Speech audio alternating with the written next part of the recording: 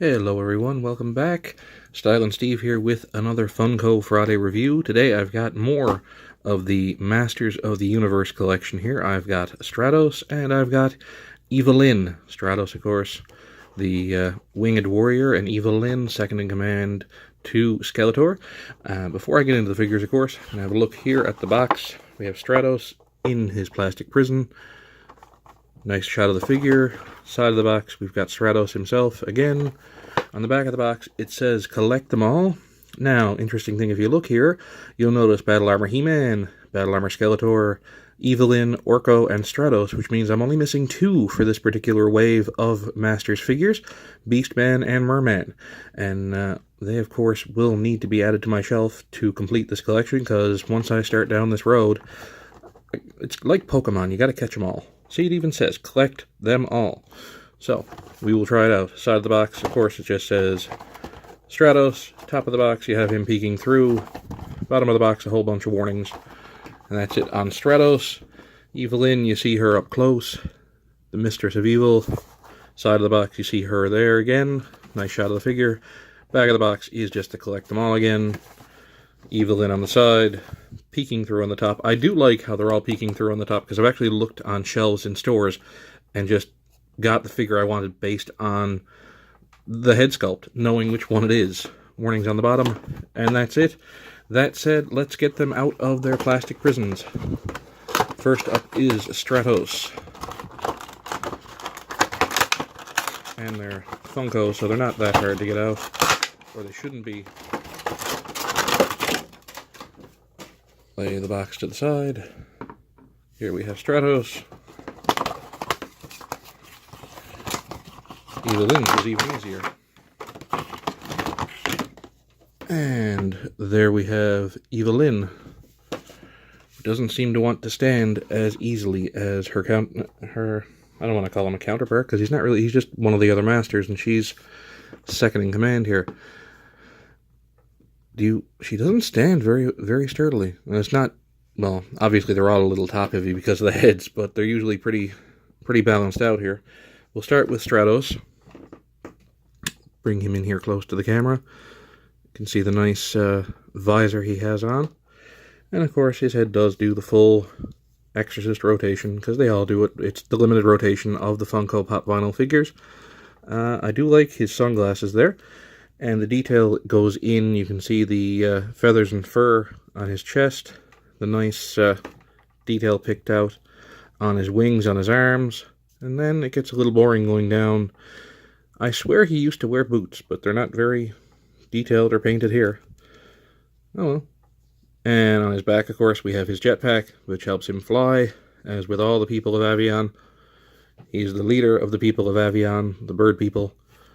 And yeah, that's Stratos. And we'll bring up Evil-Lyn in her usual outfit with the helmet and the crest full of crystals. She's looking posed and ready to cast some evil spell on somebody. Nice detailing in the bodice of the suit.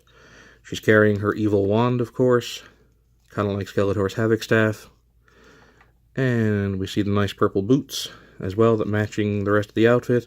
This is why she's not standing very well. You can see here, you got the flat bit of foot, and then you've got the high heels. So she is wearing the heels, which is character accurate, but it is a bit of a pain in the arse to stand up. She does have peg holes in the bottom of her feet. You can see Stratos does not. So I'm guessing there would be some kind of a stand, or you could use some kind of a stand for her. I grab one of the Doctor Who stands I have lying around. Do her feet fit in the little peg hole there? Not really. Kind of stands over it. Doesn't really add much stability to... Yeah, because it's not really fitting... The peg hole is really not fitting her foot. She'd need a specified peg hole for it. But, back to the figure. You can see she does a really nicely done cape here. She's one of the few figures I think I've seen with a cape. And her head does do the rotation. It's a little more disturbing. I won't do the full rotation on her, but overall, a really, really nice figure. We have more of the forces of evil and the forces of good in the Masters line. And I want to do a little size comparison, as I do, just to show you their size compared to other figures. Here is a Titans vinyl figure of the 7th Doctor. These stand about 4 inches tall. He's about 3 inches tall.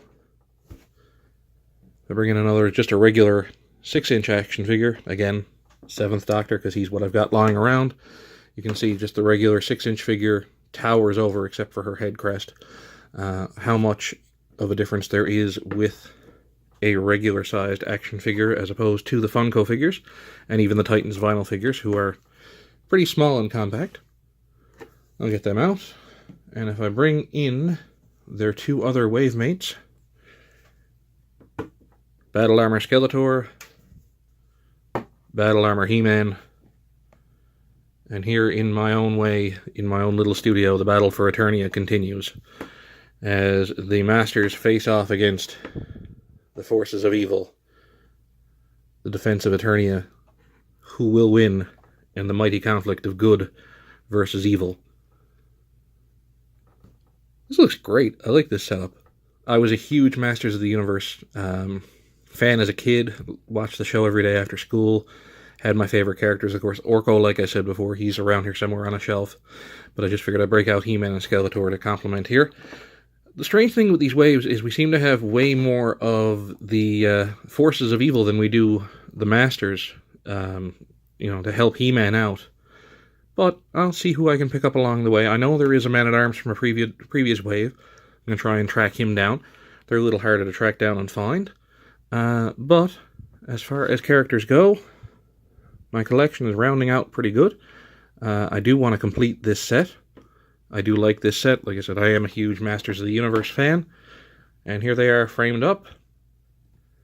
This has been another Funko Friday review from me, Style and Steve. As of this point of recording today, there are 297 subscribers to my channel. Thank you all for joining me here. Appreciate all of you. The 297 so far. I want to keep it going. I want to see if I can get over 300 before the next Funko Friday next week. You never know, that could happen. I think it's a realistic goal. If you like what I'm doing, there are other reviews that are on this channel. There's my Cards Against Humanity videos, as well there's the Doctor Who toys that come out on Tuesday that they get reviewed. Now they're going to cross over a little bit with the Funkos because I have some Funko Doctor Who's, and I don't want to have them fit in with just Funko Friday because they are the Doctor Who figures. They fit in with everything else that I do to this channel.